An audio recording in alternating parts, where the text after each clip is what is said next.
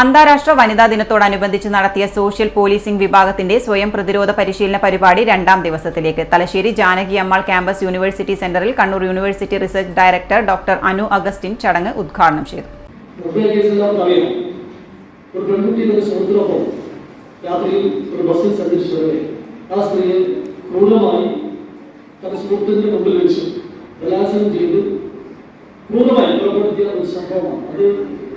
ഭാരതത്തിലെ പൊതുജന മനസാക്ഷിയെ അത് ഞെട്ടിച്ച സംഭവമായിരുന്നു.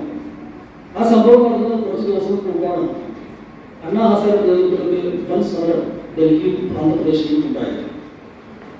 ഇന്ത്യയുടെ പ്രധാനമന്ത്രിക്ക് പുറത്തിറങ്ങാൻ പറ്റാത്ത വിധം പ്രതിഷേധം രൂപം ആ പ്രതിഷേധത്തിന്റെ അനന്തരഫലമാണ് 2013 ക്രിമിനൽ നിയമ ഭേദഗതികളുള്ള Indian penal code CRPC evidence ആക്ടിലുള്ള ഭേദഗതികളുടെ തുടങ്ങിയതാണ്.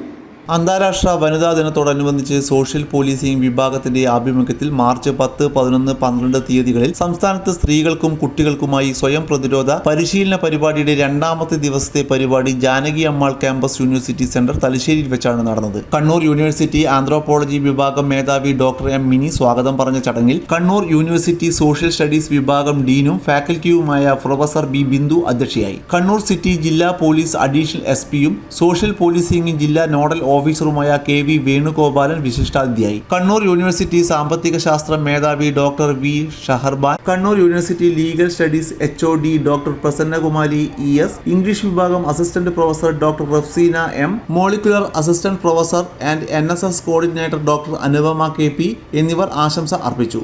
Anthropology associate professor doctor MS Mahendrakumar നന്ദി പറഞ്ഞു. വിജയ് ശ്രീ ADNO ജനമൈത്രി പോലീസ് നേതൃത്വം നൽകിയ പരിശീലന ചടങ്ങിൽ 200ഓളം പെൺകുട്ടികൾ പങ്കെടുത്തു. Sareena KP, Sinija TV, Soumya VV, Mini K, Fousiya Yakub, Shajina N, Pramitha MP എന്നിവർ ക്ലാസ് എടുത്തു.